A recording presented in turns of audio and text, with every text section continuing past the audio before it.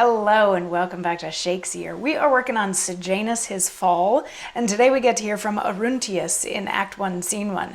Now, Arruntius is a senator, and he's hanging out, or when he entered the scene, he went over to talk to Sabinus and Silius, so we can guess that he's another one that's not a big fan of Sejanus, that's not a big fan of the state of Rome or the state of the government, things like that. But as he entered, we did just like a quick little pivot over to Laterius and Nada, who were talking about Cordua, who had also just entered, and they're like, oh, he's an historian. He wrote some annals of history about Pompey and Caesar and all of them, and these might be very controversial works that will come out sometime soon. Nobody's actually seen them, but then they sort of go away. And we come back to the conversation between Silius and Sabinus and Arruntius, and Sabinus is like, yeah, things just aren't the way that they used to be, back when we were younger, kind of thing. And Arruntius says, times?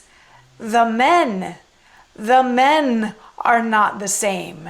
'Tis we are base, poor, and degenerate from the exalted strain of our great fathers. Where is now the soul of godlike Cato? He that durst be good when Caesar durst be evil, and had power as not to live his slave, to die his master. Or where's the constant Brutus, that being proof against all charm of benefits, did strike so brave a blow into the monstrous heart that sought unkindly to captive his country? They are fled the light. Those mighty spirits lie raked up with their ashes in their urns, and not a spark of their eternal fire glows in a present bosom. All's but blaze, flashes, and smoke, wherewith we labor so. There's nothing Roman in us, nothing good, gallant, or great. 'Tis true that Cordus says brave Cassius was the last of all that race. So Arruntius is saying it's not that the times have changed, it's that people have changed. People are not as passionate, they are not as full of fire, they are not as brave as they used to be. So he brings up Cato and Brutus, saying, these men did great things. They stood up for themselves. They didn't want to be slaves. Brutus helped kill Caesar when Caesar was out of control. He's like, but people like that don't exist anymore. Nobody has that flash, that spark, that drive and ambition to do things, to shift the needle.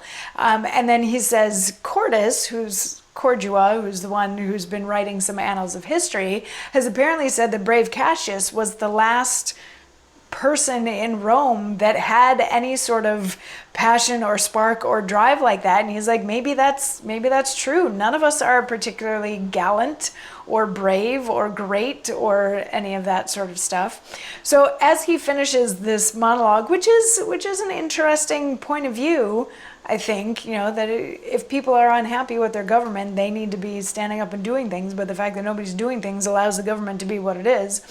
As he's finishing up with this monologue, Drusius and his train enter, and they're like, get out of the way, it's the emperor's son, let him pass. So he exits along with his train, and Silius is like, you know what?